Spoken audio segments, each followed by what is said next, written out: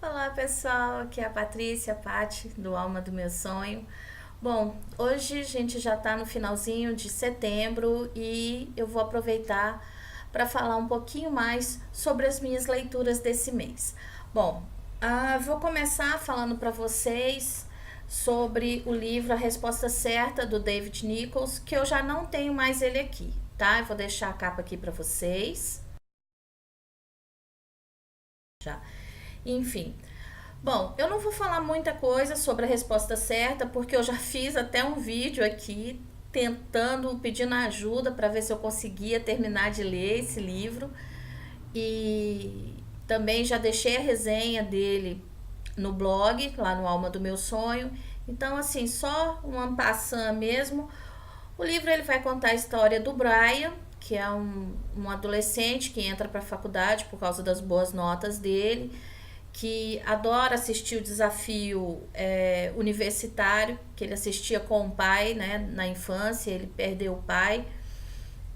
E ele quer muito participar desse desafio na faculdade. E ele acaba se apaixonando por uma menina que também vai ser participante desse desafio. Enfim, é um livro cheio de citações, de referências mesmo da década de 80, que é quando se passa o livro.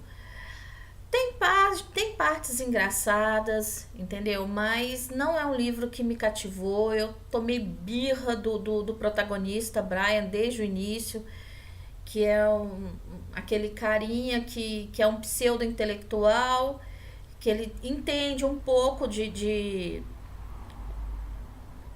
assuntos gerais, mas assim, nada que sustente nem mesmo as próprias argumentações, tá? Então não foi um livro que me agradou, não gostei.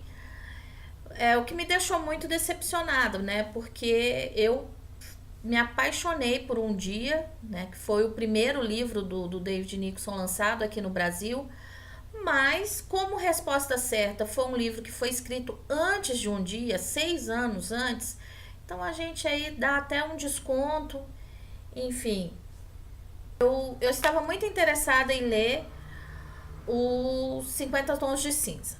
Mas depois que eu acabei lendo algumas resenhas, vendo, né, alguns comentários em vlogs, eu fiquei meio assim. Aí eu resolvi, falei, não, eu vou dar um tempo, não vou comprar agora e vou aproveitar para ler a trilogia da Bela Adormecida que a Anne Rice escreveu. Vou deixar para vocês também a capa.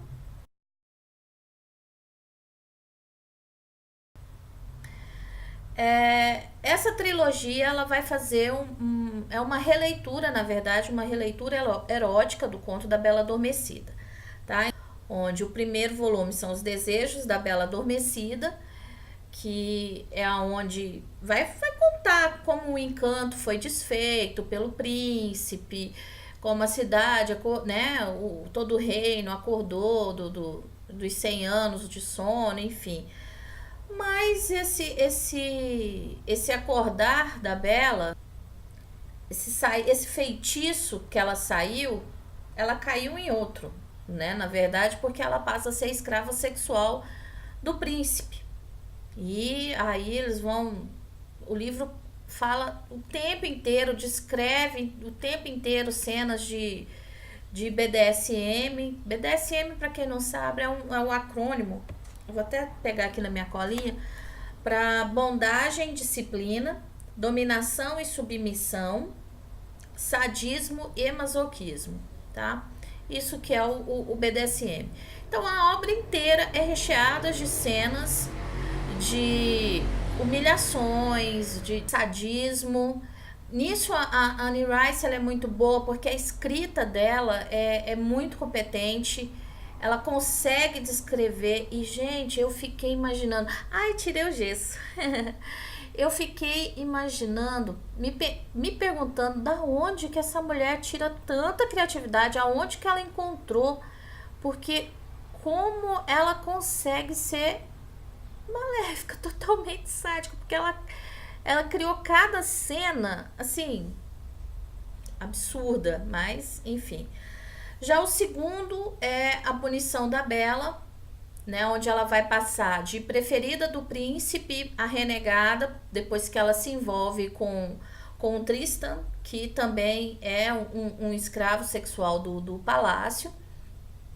E com isso, desculpa, gente, eles são, por conta desse envolvimento, os dois são vendidos, né, separadamente para senhores diferentes. Que o que acontece?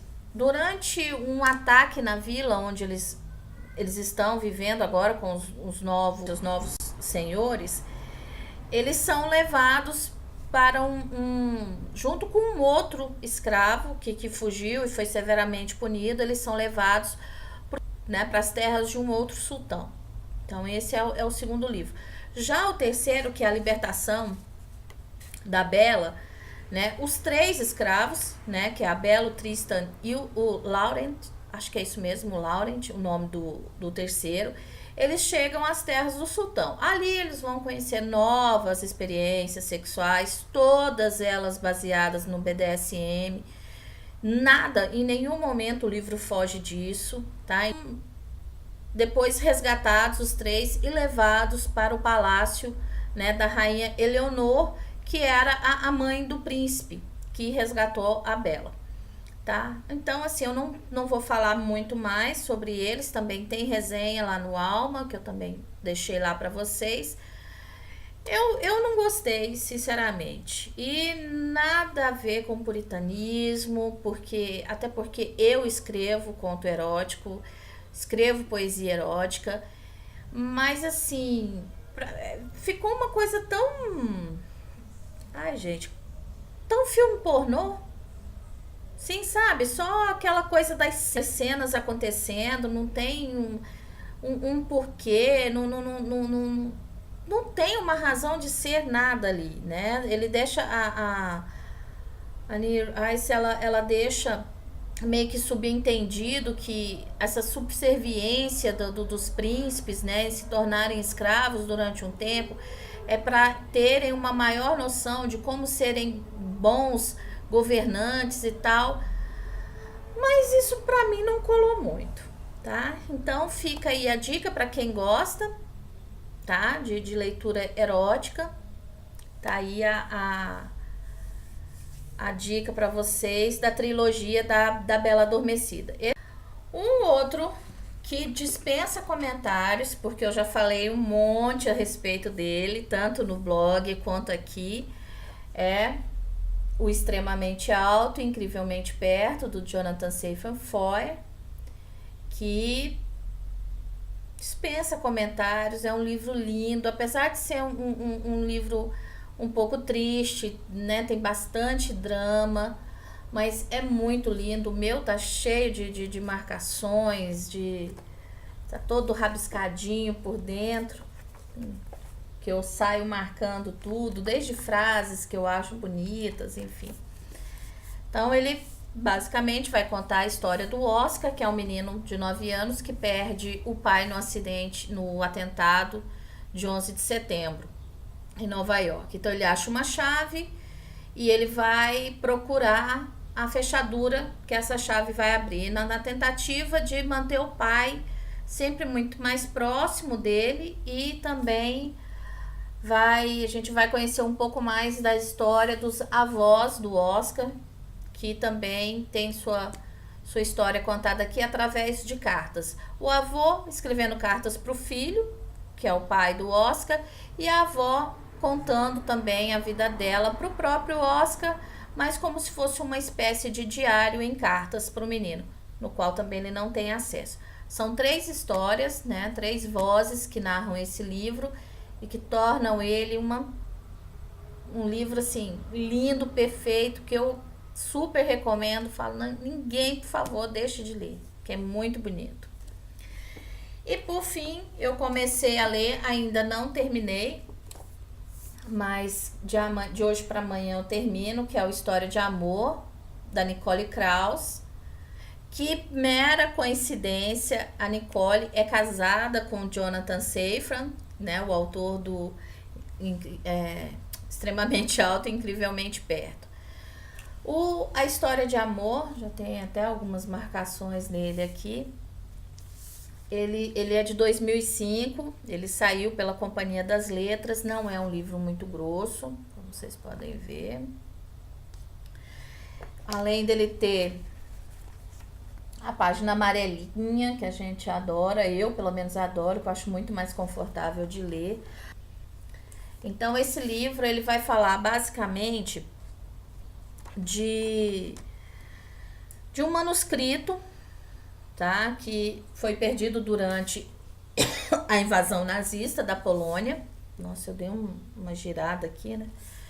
E que ele vai aparecer décadas depois, né? E vai passar meio que de mão em mão. Então, esse livro, ele não é narrado por uma única voz, ao contrário, são várias vozes, cada uma com seu ritmo próprio, com a sua sintaxe, e vai falar de quem teve que se reinventar, os sobreviventes, né, do Holocausto, que tiveram que se reinventar depois dessa barbárie, né, por qual eles viveram.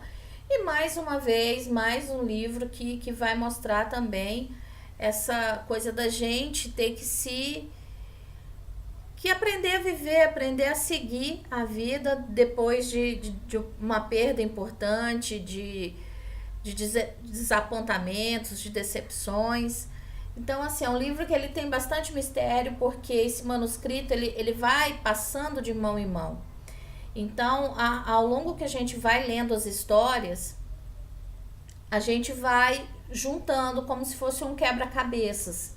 Então, é um livro, assim, que eu tô gostando bastante. É a minha primeira experiência com a Nicole Kraus, mas eu já tinha ouvido falar muito dela, tanto da História do Amor, como o outro livro dela, que é o primeiro, que, se eu não me engano, é o Memórias de Nossas Memórias, que eu também quero ler. Enfim, tô gostando bastante. E daqui a pouquinho eu faço resenha dele lá no blog, ou também posso vir aqui falar para vocês do que eu achei, tá? Bom, pessoal, essas foram as minhas leituras, aproveitando aí que eu estava de molho em casa com, né, o meu bracinho, que agora eu tirei o gesso. Segunda-feira eu tenho que retorno com o ortopedista, e ele falou que eu já podia tirar, porque eu vou ter que tirar outra radiografia, enfim. Graças a Deus. Bom, pessoal, então por hoje é só. Espero que vocês tenham gostado aí das minhas indicações. E visitem o blog, leiam as resenhas, comentem, sigam. Quero agradecer demais ao pessoal que devagarinho tá chegando aqui, se inscrevendo. Espero que vocês se sintam bastante à vontade aqui nesse canal, tá bom? Então um beijo e, como diz a Patrícia Pirota, de quem eu sou fã, um bom momento para vocês. Tchau, tchau.